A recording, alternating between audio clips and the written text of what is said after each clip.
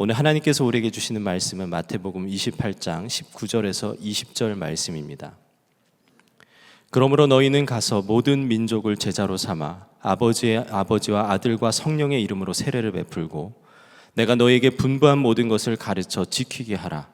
볼지어다 내가 세상 끝날까지 너희와 항상 함께 있으리라 하시니라. 아멘. 저희 가족끼리 여행을 갔을 때의 이야기입니다.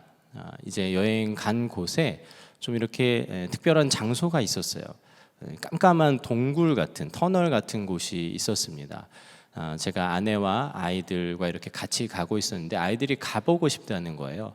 가보고 싶다 그래가지고 이렇게 같이 갔어요. 같이 갔는데 이 애들이 사실 그 깜깜한 데를 너무 무서워하잖아요. 그런데 하나도 안 무서워하는 거예요. 그래서 얘들아 어떻게 여기 깜깜한데 안 무서워? 이렇게 물어보니까 아빠랑 있어서 괜찮아 이러면서 제 손을 이렇게 꼭 잡더라고요. 여러분, 이처럼 우리가 우리보다 나보다 더 크고 강한 존재와 함께 있을 때 우리 안에 두려움이 사라지는 것을 경험하게 됩니다. 오늘 말씀은 예수님께서 부활 후에 제자들에게 주신 말씀이에요. 제자들에게 모든 민족을 제자로 삼아라라는 이런 사명을 주셨어요. 그러면서 하시는 말씀이 20절 마지막에 이렇게 나와 있어요. 내가 세상 끝날까지 너희와 항상 함께 있으리라 하시니라. 왜 이런 말씀을 주셨을까요? 제자들이 두려웠다는 거예요. 그 당시에 제자들이 두려워하는 것을 예수님께서 분명하게 아셨어요. 이 말씀을 하신 게 예수님의 십자가 사건과 아주 오래 지난 일이 아니에요. 예수님의 십자가 사건이 있고 예수님이 부활하시고 그 후에 얼마 되지 않았을 때 있었던 일입니다. 십자가 앞에서 제자들이 예수님과 함께 있다가 잡혀서 죽을까 봐 두려워서 도망쳤던 게 불과 얼마 안 된 일이에요. 그런 상황에서 예수님이 부활하신 게 사실 너무나 놀라운 일이지만 예수님께서 다시 하늘로 올라가신다면, 다시 예수님께서 이들을 떠나신다면 이들 안에 똑같은 두려움에, 그 죽음 앞에 두려움에 사로잡혔듯이 똑같은 두려움에 사로잡힐 것이 사실은 자명한 일입니다. 그래서 이 예수님은 세상 끝날까지 항상 함께 있겠다라고 하는 최고의 약속을 해주세요. 그리고 이 약속은 이때의 제자들뿐 아니라 오늘 우리에게도 동일하게 주시는 그런 약속입니다. 말씀에 세상의 끝날까지라고 했는데 세상 끝날까지, 세상의 끝날은 언제일까요?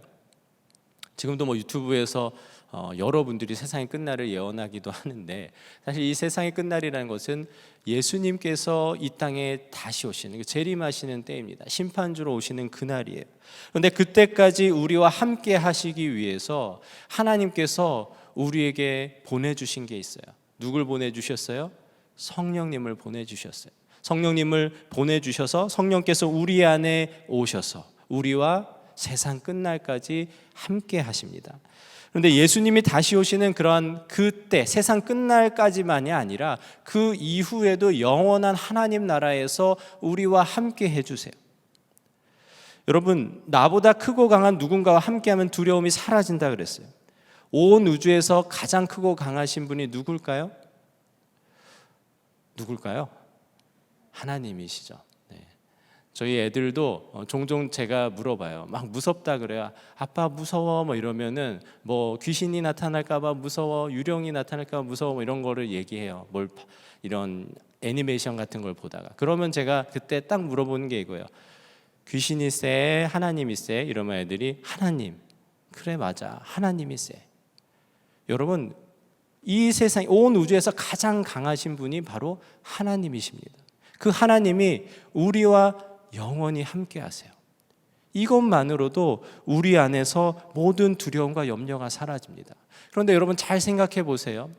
그 하나님이 우리와 함께 하실 이유가 있나요? 굳이 우리와 함께 하실 이유가 그렇게 있지는 않아요. 하나님 입장에서 무슨 피조물과 무슨 득이 되겠다고 피조물과 계속 함께 하시겠어요? 사실 하나님 입장에서는 참 귀찮은 일일지도 모르겠습니다. 그런데 하나님께서 선하시기 때문에 우리와 함께 하시는 거예요. 하나님의 선하심은요 끝이 없습니다. 하나님의 선하심은요 영원하세요. 영원히 함께 하시고 영원히 선하신 하나님, 그분이 우리 가운데 오셨습니다. 많은 사람들이 두려움과 염려 속에서 삽니다. 그런데 그 두려움과 염려의 가장 큰 이유가 뭐예요? 앞을 알지 못하는 거죠. 미래를 알지 못하는 거예요. 어떤 사람이 비행기를 못 타는 사람들이 있어요. 왜 그래요? 비행기가 추락할까 봐. 예전에 이런 이야기를 들은 적이 있습니다. 어떤 사람이 육교 밑을 지나가다가 육교에서 돌이 하나 떨어졌는데 그 돌이 하필 정수리에 정통으로 맞았다는 거예요. 그래서 그 자리에서 즉사했다. 여러분 혹시 들어보신 적 있으세요? 무슨 도시괴담 같은 이야기처럼 저도 들은 적이 있는데, 이 이야기를 들은 어떤 누군가가 육교에서 돌 떨어질까 봐 무서워서 육교 밑을 지나가는 것을 두려워한다, 그런 이야기를 들은 적이 있습니다. 사람이 자기 앞을 한 치 앞도 알 수 없기 때문에 사실 이런 참 웃지 못할 이런 극단적인 예들까지도 생기는 것이죠. 그런데 사실 이거는 충분히 이해할 수 있습니다. 사람들이 오죽하면 점을 그렇게 많이 보겠어요. 이제 연초가 되면은 이제 각종 철학관들이 아주 문전성시를 이룰 거죠. 그게 바로 인간이 가지고 있는 미래에 대한 염려, 두려움 때문입니다. 이건 세상 사람들이고, 우리 그리스도인들은 어때요? 다르죠? 우리와 항상 영원히 하나님께서 함께 하신다고 하셨어요. 그러면 어때요? 우리는 당연히 염려와 두려움이 없어야 하는 게 정상이에요. 그런데 여러분, 염려와 두려움이 있으십니까? 없으십니까? 있어요. 그렇죠? 분명 하나님께서 온 우주에서 가장 강하고 크신 그 하나님께서 나와 함께 하신다 그랬는데, 나와 영원히 함께 하신다 그랬는데도 많은 그리스도인들이 염려와 두려움을 가지고 살아가요. 이게 도대체 어떻게 된 일이냐 말이죠. 왜 그럴까요? 우리와 함께 계시는 그 하나님을 믿지 못하기 때문이죠. 하나님과 나와 함께 하신다는 것을 믿지 못하기 때문이에요. 저에게도 그런 일이 있었습니다. 제가 오랫동안 제 안에 막연한 두려움이 두 가지가 있었어요. 하나가 뭐였냐면은 도대체 왜 그랬는지 모르겠어요. 어렸을 때부터 그런 드라마나 영화를 많이 봐서 그런지는 모르겠는데, 저희 아내가 이제 임신을 하고 아이가 태어날 때 아이만 살고 아내가 죽으면 어떡하나, 이 걱정이 제게는 늘 크게 자리 잡고 있었어요. 과연 나는 갓난아이를 키울 수 있을까? 아직 일어나지도 않았는데 막 그런 걱정을 하면서, 이제 제가 아이가 둘인데 아내가 이제 수술실에 들어갈 때마다 제게는 정말 농담이 아니고 간절한 기도가 나왔어요. 하나님, 우리 아내 살려주세요. 뭐 엄청나게 위험이 있는 일도 아닌데 제 안에 그런 두려움이 있었어요. 그리고 두 번째 두려움은 뭐였냐면요, 이번에는요 제가 먼저 죽는 거예요. 앞에는 아내가 먼저 죽는 거고, 이번엔 제가 먼저 죽어가지고 아이들과 아내가 남겨졌을 때에 대한 두려움이에요. 이것도 어렸을 때부터 그런 이야기를 많이 들었어요. 목사가 죽으면 갑자기 그 다음날 집 밖에 이제 모든 이삿짐이 이렇게 꾸려진 채로 사모와 아이들이 쫓겨난다. 도시괴담 같은 얘기예요, 저한테는. 근데 이런 이야기를 어렸을 때 들은 게 있어서, 내가 먼저 죽으면은 우리 아내와 아이들은 어떡하나, 이게 제가 가진 두려움이었어요. 왜 이런 두려움이 제 안에 있었을까요? 하나님께서 저와 영원히 함께 하신다는 것을 믿지 못했기 때문이죠. 여러분, 예수님의 사람 제자훈련 교재에도 이런 말이 있어요. 염려는 윤리적인 죄는 아니지만 하나님과의 관계를 깨뜨리는 영적인 죄입니다. 하나님께서 아들 예수님을 통해서 오늘도 우리에게 약속하셨어요. 내가 세상 끝날까지 너희와 항상 함께 있으리라, 함께 있겠다라고 이렇게 분명하게 제자들에게 약속하셨고, 오늘 우리에게도 약속하셨는데 우리가 그걸 믿지 못하는 거죠. 요한복음 14장 18절에 예수님께서 이렇게 말씀하셨습니다. 내가 너희를 고아와 같이 버려두지 아니하고 너희에게로 오리라. 예수님의 참 놀라운 말씀이고 약속이에요. 오늘 우리가 읽은 이 마태복음 말씀과도 동일한 맥락의 말씀이죠. 하나님은 우리를 고아와 같이 버려두지 않으세요. 그래서 성령님을 우리에게 보내주셨어요. 그리고 거기서 그치지 않으시고 성경 말씀을 통해서 이렇게 확증해 주셨습니다. 요한복음 1장 12절에서 13절입니다. 영접하는 자 곧 그 이름을 믿는 자들에게는 하나님의 자녀가 되는 권세를 주셨으니 이는 혈통으로나 육정으로나 사람의 뜻으로 나지 아니하고 오직 하나님께로부터 난 자들이라. 로마서 8장 15절 16절에도 비슷한 말씀이 있습니다. 너희는 다시 무서워하는 종의 영을 받지 아니하고 양자의 영을 받았으므로 우리가 아빠 아버지라고 부르짖느니라. 성령이 친히 우리의 영과 더불어 우리가 하나님의 자녀인 것을 증언하시나니. 하나님이 우리의 아버지가 되어 주셨습니다. 우리를 양자로 삼아 주셨어요. 우리가 그래서 하나님의 아버지라 부를 수 있게 됐어요. 예수님을 믿는 사람은 그 누구도 고아가 아닙니다. 그런데 이것을 믿지 못하면, 이것이 분명하게 실제가 되지 못하면 예수님을 믿는다면서도, 예수님을 구원주로 믿는다고 하면서도 어떻게 믿어요? 고아처럼 믿어요. 온 우주에서 가장 강한 그분을 믿고 온 우주에서 가장 강한 그분이 내 안에 오셨는데도 그것을 믿지 못하니까 여전히 염려와 두려움에 사로잡혀서 살아가게 된다는 겁니다. 여러분, 믿음의 눈이 가려져 있는 거예요. 눈이 가려져 있으면 어떻게 해야 돼요? 눈을 떠야죠. 그렇죠? 눈이 열려야죠. 우리 선한목자교회 성도님들은 너무 잘 아시죠? 이럴 때 어떻게 해야 돼요? 기도해야 돼요. 간구해야 돼요. 하나님, 제 눈을 열어주십시오. 하나님, 내 안에 계신 주님을 보지 못하는 그 눈을, 믿음의 눈을 열어주십시오. 이렇게 우리가 분명하게 간구해야죠. 우리 하나님께서 함께 하시는 것에 대해서 분명하게 눈이 열리면요, 놀라운 일이 일어나요. 염려와 걱정과 두려움이 사라집니다. 저도 이번에 참 특별한 경험을 했습니다. 2달 전에 눈을 다쳤을 때 그 은혜를 경험했어요. 몇 번 설교를 통해서 들으신 분들도 있죠. 병원에서는 참 겁을 많이 주더라고요. 수술 후에도 복시가 회복되지 않을 수 있다. 수술했을 때 심각한 경우 실명까지 이를 수 있다. 이런 이야기들을 하는데 너무 신기하게도 아무런 걱정이 되지 않았어요. 그게 더 이상한 것은 나을 거라는 생각 때문에 그런 게 아니었어요.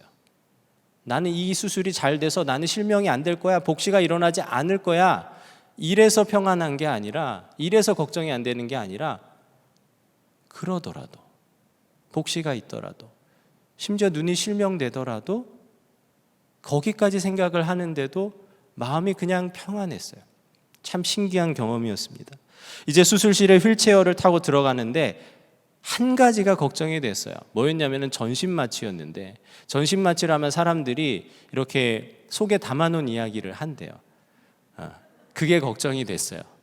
그때 이상한 헛소리를 할까 봐 걱정이 됐어요. 그러면서 제 안에 한 가지 소원이 생겼는데, 그게 뭐였냐면은 예수님 이야기를 하게 해주십시오. 제가 전신마취 상태에서 예수님 이야기를 했으면 좋겠습니다. 간절한 소원이 들었어요. 그래서 수술이 끝나고 마취에 깨자마자 간호사에게 이렇게 물었어요. 무슨 얘기를 했나요? 이러면서. 네. 그랬더니 간호사님이 이렇게 얘기했어요. 아무 얘기도 안 하셨어요. 네, 순간 약간 실망했습니다. 그런데 참 놀라운 게 뭐였냐면요, 하나님께서 저와 함께 하시는 것에 대해서 분명한 눈이 열리니까 제 안에 두려움과 염려가 완전하게 사라진 것을 경험했다는 거죠. 그리고 심지어 다른 것이 아니라 주님을 말하고 싶다, 내가 예수님에 대해서 말하고 싶다라는 간절한 소망까지도 생긴 것입니다. 우리 하나님께서는요, 때때로 우리와 함께 하시는 게 아니에요. 항상 영원히 우리와 함께 하십니다. 단 한순간도 빠짐없이 우리와 함께 하세요. 우리 선한목자교회의 핵심 가치가 뭔가요? 여러분, 예수님과 24시간 친밀한 동행이에요. 나는 죽고 예수로 사는 것, 그것이 예수님과의 동행으로 연결되는 것이죠. 그런데 여러분, 그거 아세요? 우리가 매일 예수님과 동행하기 위해서 애쓰는 것 같잖아요. 그런데 우리 주님도 우리와 동행하기 위해서 애쓰세요. 여러분, 혹시 여러분의 자녀들이 처음 걷기 시작했을 때를 기억하세요? 진짜 아장아장 걷잖아요. 아장아장. 어때요? 걷는 속도가 너무 빠르죠, 그렇죠? 너무 빨라서 한참을 걸었는데도 요만큼 이렇게 가요. 여러분, 그 아이의 손을 잡고 같이 걸을 때 어떻게 걸으세요? 그 아이가 어떻게 걷든 말든 나는 내 길을 가겠다고 빨리 걷는 분 있으세요? 아무도 없어요. 부모라면은 그 아이의 걸음에 맞춰요. 그 아이가 어떤 속도로 걷든 간에 그 아이의 손을 잡고 너무나 사랑스러운 눈으로 바라보면서 그 아이와 그냥 걸음을 같이 해요. 이게 부모의 마음이죠. 하나님이 우리 아버지십니다. 하나님이 우리 아버지시라는 얘기가 무슨 의미인지 아세요? 그분께서 우리와 걸음을 맞추신다는 거예요. 하나님이 우리와 동행하기 위해서 애쓰신다는 얘기예요. 하나님의 걸음을 우리의 걸음에 맞추신다는 얘기예요. 우리와 걸음을 맞춰서 영원히 우리와 함께 하시는 그분이 바로 우리 하나님이십니다. 하나님이 그렇게 우리와 함께 하시는 이유가 있어요. 그게 뭘까요? 그것은 우리에게 맡기신 사명 때문이에요. 사명. 예수님께서 제자들에게 사명을 주셨어요. 마태복음 18장 19절 20절 우리가 읽었는데 다시 한번 읽어드릴게요. 그러므로 너희는 가서 모든 민족을 제자로 삼아 아버지와 아들과 성령의 이름으로 세례를 베풀고 내가 너희에게 분부한 모든 것을 가르쳐 지키게 하라. 모든 민족을 제자로 삼으라고 했어요. 다르게 표현할 수가 있습니다. 이것은 하나님 나라를 세워가는 거예요. 제자는요, 하나님 나라를 살아가는 사람이에요. 예수님을 따르는 사람, 하나님 나라를 세워가는 사람입니다. 우리의 사명도 동일해요. 하나님께서는요, 우리가 하나님 나라를 세워가길 원하십니다. 우리가 먼저는 그 나라를 살아내길 원하시고요, 그리고 그 나라를 이루어가길 원하십니다. 그래서 우리가 다른 이들에게도 이 나라를, 하나님 나라를 전하고 이루어가는 것, 이것이 모든 그리스도인들의 사명입니다. 내 한 몸 잘 먹고 잘 살자고 하나님이 우리와 동행해 주시는 거 아니에요. 너 잘 먹고 잘 살아라, 너 모든 거 누려라, 너 돈 많이 벌어라, 너 건강하게 살아라, 너 자식 좋은 대학 가라, 좋은 직장 가라, 이런 것 때문에 하나님이 우리와 함께 하시는 것이 아니에요. 하나님께서 이 하나님 나라를 위해서 우리와 함께 계시고 우리와 걸음을 맞춰주시는 겁니다. 우리가 이 사명을 잊지 않았으면 좋겠습니다. 우리가 이 사명을 잊고 우리 삶의 안위만을 위해서만 산다면, 내가 잘 먹고 잘 사는 것에 초점이 맞춰져 있다면 하나님의 함께 하심이 오히려 반대가 되어 내가 하나님께 걸음을 맞춰야 하는 게 돼요. 내가 하나님께 걸음을 맞추느라고 너무 힘든 거예요. 여러분, 예수동행일기 쓰시기 어려운 분들 계시죠? 왜 쓰기 어려워요? 단지 매일매일 쓰는 게 힘들어서, 숙제 같아서? 저는 그렇게 생각하지 않습니다. 일기 쓰는 거 매일 쓰는 거 쉽지 않은 일이죠. 그런데 여러분 한번 생각해 보세요. 여러분이 매일 하나님 나라를 세워가는 그 사명 가운데 살아간다면, 그 사명 가운데 기쁨 가운데 살아간다면 일기 쓰는 게 무슨 대수겠어요? 그게 어떻게 하나님께 내 걸음을 맞추는 일이 되겠어요? 하나님께서 나에게 걸음을 맞춰주시는 것이, 하나님 나라를 세워가는 그 사명 가운데 내게 걸음을 맞춰주시는 것이 매일매일 새롭게 느껴지고 그것이 감사하고 기쁨이 되는데, 어찌 일기 쓰는 게 지루하고 힘들고 짐처럼 여겨지겠습니까? 기쁨이 되죠. 하나님, 오늘도 내게 걸음을 맞춰주셔서 감사해요. 하나님, 오늘도 부족한 저의 걸음 가운데 하나님의 걸음을 맞춰주셔서 감사해요. 오늘도 나와 동행해 주셔서 감사해요. 오늘도 하나님 나라를 위해서 살게 하시고 하나님 나라를 이루어가게 하셔서 너무 감사해요. 이 기쁨 가운데 일기를 쓰게 되지 않겠어요? 우리가 너무 하나님과 동행하는 것이, 하나님과 동행하면 그 나라를 세워가는 게 기뻐서 그 흔적들을 매일매일 일기에 남기고 싶을 거예요. 우리가 이 사명을 분명하게 잊지 않았으면 좋겠습니다. 그리고 우리가 잘 아는 사도행전 1장 8절에는 우리에게 그 하나님의 성령을 보내신 이유에 대해 이렇게 말합니다. 오직 성령이 너에게 임하시면 너희가 권능을 받고 땅끝까지 이르러 내 증인이 되리라 하시니라. 하나님께서는요, 우리가 그리스도의 증인 되기를 원하셨습니다. 그런데 이 땅에서 그리스도의 증인으로 산다는 게 결코 쉽지 않다는 것을 하나님께서는 아셨던 거예요. 여러분, 초대교회에 얼마나 극심한 박해와 그 고난이 있었는지 여러분 아실 겁니다. 들어서 아시죠? 성경에도 나와 있어요. 톱으로 사람을, 산채로 톱으로 켜는 일들이 있었고요, 사자밥이 되고 십자가에 매달려 죽는 일이 아주 비일비재했어요. 인권이라는 건 요만큼도 존재하지 않고 그저 쓰레기처럼 짓밟히고 그저 아무런 가치도 없는 존재처럼 죽어간 이들이, 수많은 이들이 있었습니다. 예수님을 믿는다는 이유로 고난 가운데 있었고 죽음의 위협 가운데 있었어요. 인간의 힘으로 이걸 감당할 수 있습니까, 여러분? 절대 감당할 수 없습니다. 그렇기 때문에 하나님께서는 우리에게 오셨어요. 우리가 그 두려움을 넘어서길 원하셨던 거예요. 두려움을 넘어서서 예수님을 믿기 때문에 받는 고난을 기뻐하는 경지까지 이르기를 너무나도 원하셨던 거죠. 그래서 만물의 찌꺼기와 같이 더럽다고 하는 우리의 마음속에 성령님을 보내주셨어요. 성령께서 우리에게 오셨어요. 태초부터 우리와 함께 교제하고 싶으셨던, 그래서 우리를 창조하시고 또 우리를 구원하셨던 그 하나님께서 오늘 우리 안에 오셔서 우리와 영원토록 함께하고 싶으셨던 거죠.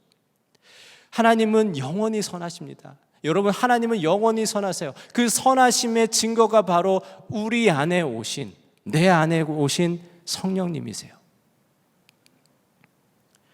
그 성령께서 우리 안에 계실 때 오늘 우리가 읽은 사도행전 1장 8절의 말씀처럼 우리 안에 권능이 생깁니다. 어떠한 권능이에요? 뭔가 병 고치고 각종 은사를 바라는 그런 은사만을 얘기하는 게 아니에요. 그 안에 은사도 포함되어 있죠. 그런데 더 놀라운 능력이 뭔지 아십니까? 모든 두려움을 몰아내는 능력이에요. 모든 염려가 사라지는 능력이에요. 예수님을 믿기 때문에 받는 고난까지도 기뻐할 수 있는 능력이 우리 가운데, 그 권능이 우리 가운데 부어진다는 것입니다.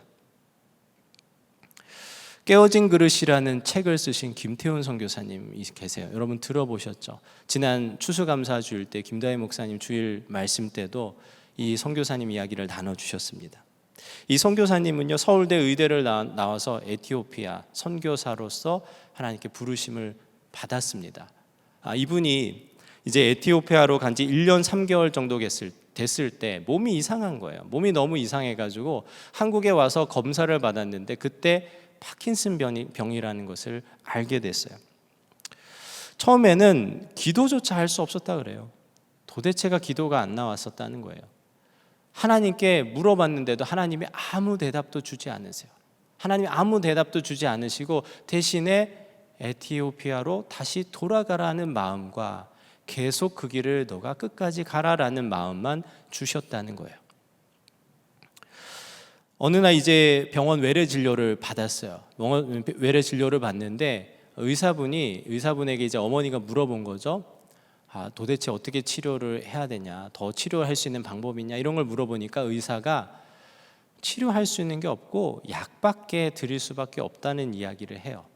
그러니까 한국에 있으나 에티오피아에 있으나 별반 차이가 없다, 약만 먹으면 된다, 이 이야기를 해주셨다는 거예요. 그 이야기를 듣는데 이 선교사님이 에티오피아로 가라는 하나님의 확증이구나 라고 이렇게 그 사인을 받으셨다고 해요. 그런데 그쯤에 이 선교사님 아내가 그 에티오피아에 남아 있었는데 연락이 돼서 이런 이야기를 해주셨다는 거예요. 이제 너무 힘드니까, 마음이 너무 힘드니까 이제 밤마다 기도하는 거예요. 밤마다 기도하는데 기도하는 중에 이제 하나님께서 환상을 보여주신 거예요. 환상을 보여주시는데 마음이 너무 평안했다는 거예요. 진짜 마음이 너무 평안한데 그 환상이 어떤 거였냐? 예수님 품 안에 이 아내 선교사님이 안겨가지고 어딘가를 가고 있더래요. 그래서 어디를 가는가 궁금해가지고 이렇게 밑에 이렇게 쭉 내려보니까 밑에 온갖 이렇게 가시와 못과 그 깨진 것들이 잔뜩 있어가지고 예수님이 그 길을 걸으면서 예수님 발에서 피가 이렇게 줄줄줄 흐르면서 예수님이 그 길을 걷고 계시더래요. 그런데 너무 신기하게도 이 아내 선교사님은 그 예수님 품 안에 안겨서 너무 평안하더라는 거예요. 너무 평안하고 정작 자신은 정말 행복한 얼굴로 예수님께 안겨 있는 것을 봤다는 거죠. 그래서 마음에 확신이 들었다고 해요. 이 길을 가는 건 내가 아니라 주님이시구나. 내가 주님 품에 안겨서 가는 거구나. 주님의 임재 안에 있는 복을 누리는 거구나. 이런 마음이 드셨다 그래요. 그래서 아내 선교사님의 이야기를 들으면서 이 김태훈 선교사님도 더 이상 절망과 슬픔의 눈물이 흐르지 않게 됐다고 합니다. 여전히 병은 있었어요. 여전히 병은 있었지만 흔들리거나 주저하지 않게 됐어요. 그래서 그때쯤에 하나님의 말씀을 보게 됐는데 그게 시편 16편입니다. 세 번역으로 되어 있는데 제가 읽어드릴게요. 하나님, 나를 지켜주십시오. 내가 주님께로 피합니다. 나더러 주님에 대해 말하라면 하나님은 나의 주님, 주님을 떠나서는 내게 행복이 없다 하겠습니다. 주님이야말로 내가 받을 유산의 몫입니다. 주님께서는 나에게 필요한 모든 복을 내려주십니다. 나의 미래는 주님이 책임지십니다.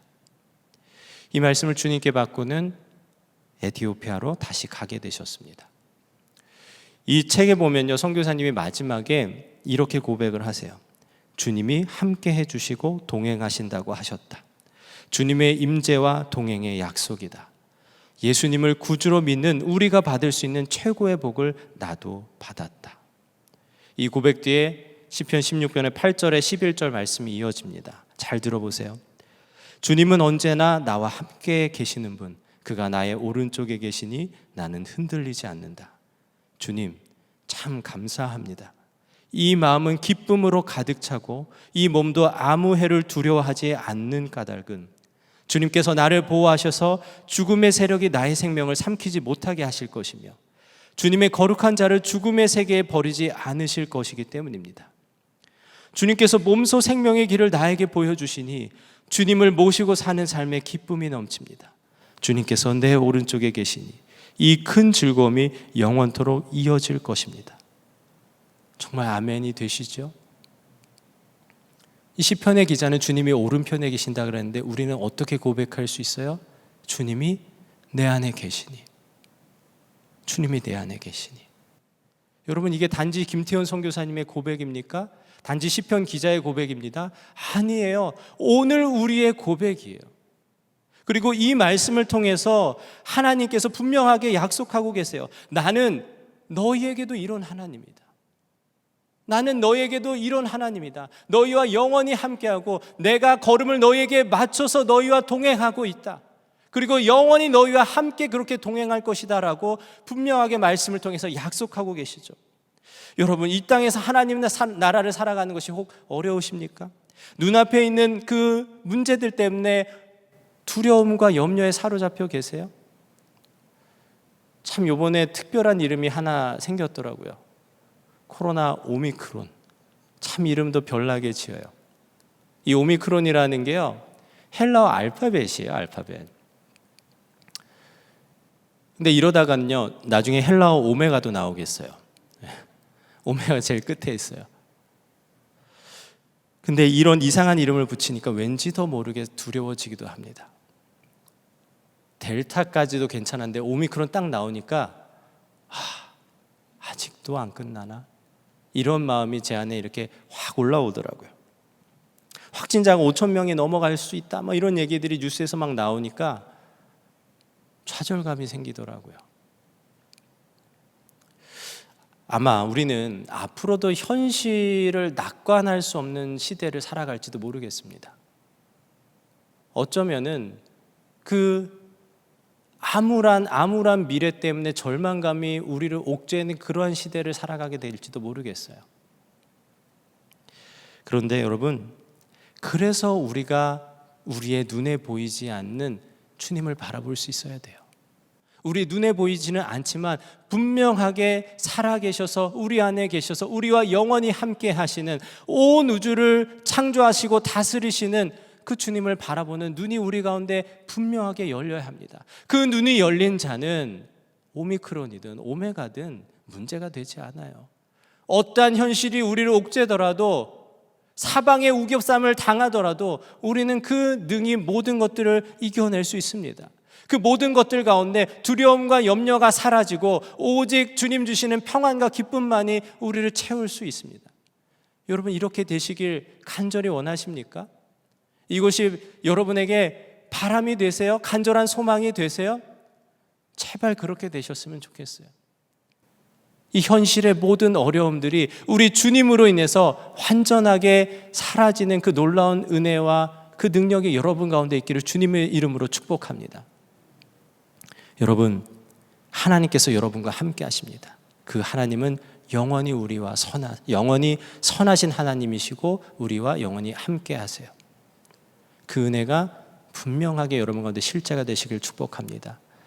4주간 선하신 하나님에 대해서 함께 나눴습니다. 이 주제를 제가 하나님께 받은 지 참 오래됐는데 도대체가 어떻게 풀어야 할지를 몰라서 정말 매일매일을 끙끙 앓았습니다. 주님, 주제를 주셨으면 답을 주셔야죠. 풀어주셔야죠. 이러면서 제가 하나님을 원망도 하면서 정말 힘든 시간을 보냈어요. 그러면서 제 안에 두려움이 생겼습니다. 그게 뭐였냐? 이 선하신 하나님을 내가 가릴까 봐. 연약하고 부족한 제가 가리게 되는 것이 가장 두렵더라고요. 그런데 하나님께서 말씀을 통해서 제게 분명한 약속을 주셨는데요. 말씀의 통로로 서기만 해라. 그러면 내가 그들 가운데 선하신 하나님임을 나타낼 것이다. 이 약속이 이루어질 그날을, 오늘을 정말 간절하게 소망합니다. 여러분 삶에 그 선하신 하나님이 이루어지길 축복합니다. 우리 하나님은 창세전부터 지금도 영원까지 선하십니다. 한순간도 빠짐없이 언제나 선하십니다. 그 선하신 하나님과 늘 동행하는 여러분 되시길 바라요.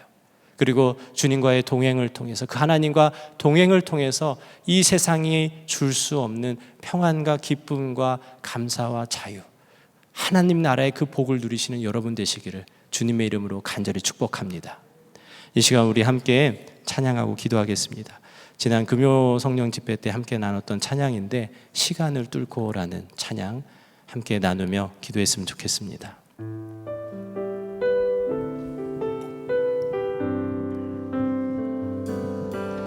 당신은 시간을 뚫고 이 땅 가운데 오셨네.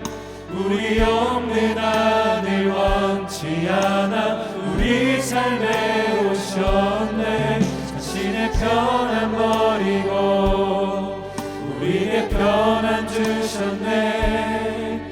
가장 낮은 자의 모습으로 우리 삶에 오셨네. 하나님 우리와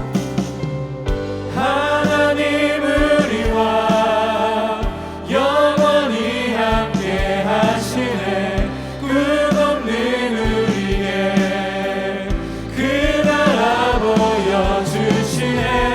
연약한 자들의 친구가 되어주시고 힘없는 우리의 인생을 위로하시네. 고백하기 원합니다. 당신은 시간을 뚫고 이 땅 가운데 오셨네. 우리 없는 하늘 원치 않아 우리 삶에 오셨네. 자신의 편안 버리고 우리의 평안 주셨네. 가장 낮은 자의 모습으로 우리 삶에 오셨네. 하나님 우리와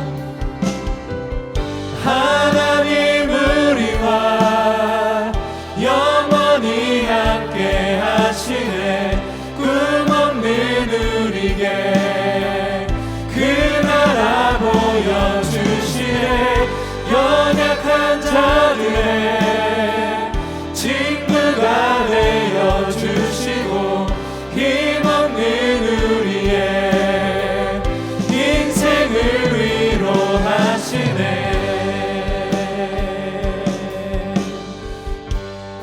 예수 이곳에 예수 이곳에 우리와 함께 영원히 예수 이곳에 우리와 함께 영원히 예수 이곳에 우리와 함께 영원히. 마지막으로 예수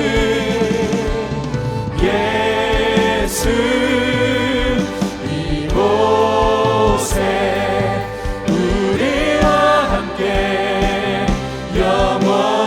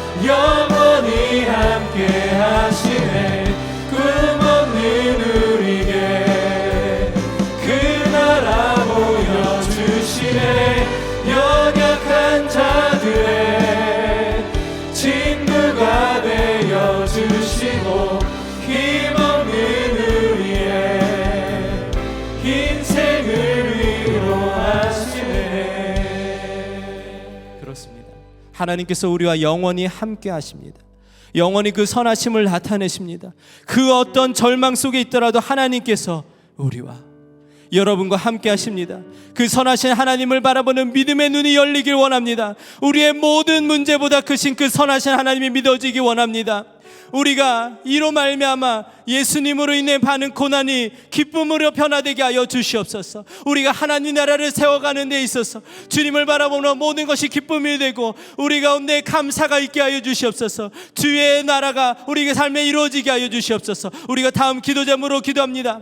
항상 함께 하시는 하나님을 보는 눈을 열어주셔서 우리 안에 있는 모든 두려움과 염려가 사라지게 하소서. 이 시간 주님의 이름 한번 부르고 기도합니다. 주여, 주님, 이 시간 우리가 함께 기도하며 나아갑니다. 주님, 항상 함께 하시는 하나님을 보는 눈을 열어주시옵소서. 주님, 우리 안에 주님을 바라보는 눈을 열어주십시오. 주님 바라보는 눈을 열어주시옵소서. 우리의 믿음을 열려주게 하시옵소서. 닫혀있는 모든 눈이 열려지게 해주시고 주님을 바라보게 하시옵소서. 우리와 함께 하시는 선하신 하나님을 바라보게 하소서. 우리 안에 모든 두려움과 염려가 사라지게 하소서. 하나님 나라를 살아가는데, 하나님 나라를 살아가는 데 있는 모든 두려움과 염려 우리 가운데 사라지게 하소서. 주님을 인해 받는 고난, 하나님 나라를 받는 고난이 우리에게 기쁨이 되게 하소서.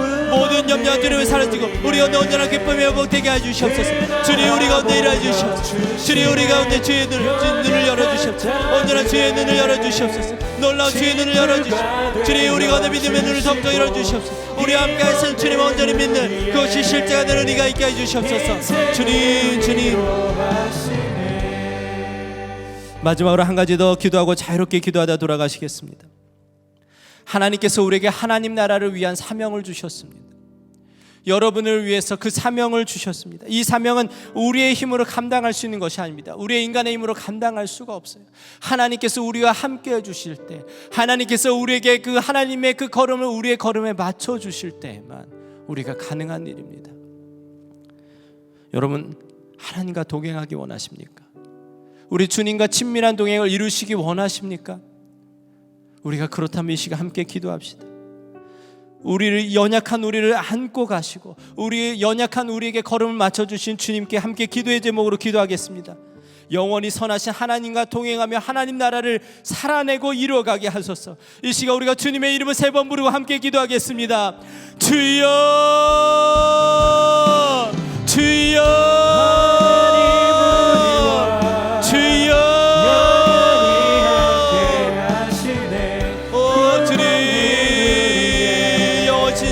선하신 하나님과 동행하겠습니다. 우리가 주님과의 친밀한 동행이 실제가 되게 하소서. 우리에게 걸음을 맞춰주시고 때때로 약한 우리를 안고 가시는 그 주님과 동행이 실제가 되게 하여 주시옵소서. 주님과 동행이 실제가 되어서 우리가 하나님 나라를 살아가게 하소서. 하나님 나라를 살아내게 하소서. 하나님 나라를 이루어가게 하소서. 하나님 나라를 세워가게 하소서. 주님, 하나님 나라를 이루어가는 우리가 되게 하소서. 하나님 나라를 이루어가게 하소서. 두려움과 염려 가운데 살아가는 것이 아니라 오직 하나님 나라를 이루어가서 사명 가운데 살게 하소서.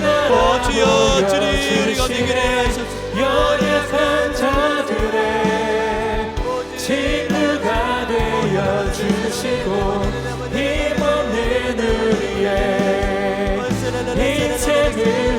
영원히 선하신 하나님과 동행하게 하소서. 영원히 선하신 하나님, 언제나 선하신 하나님, 창세문정도 선하시고 오늘도 선하시고 영원히 선하신 그 우리와 함께 하시는 하나님을 우리가 보게 하시고 하나님 영원히 함께 하시는 주님과 동행하게 하시고 그 동행이 실제가 되게 하셔서 24시간 주님과 동행하는 시 우리 가운데 실제가 되게 하셔서 친밀한 동행을 이루게 하셔서 말뿐으로 남게 하지 않게 하셔서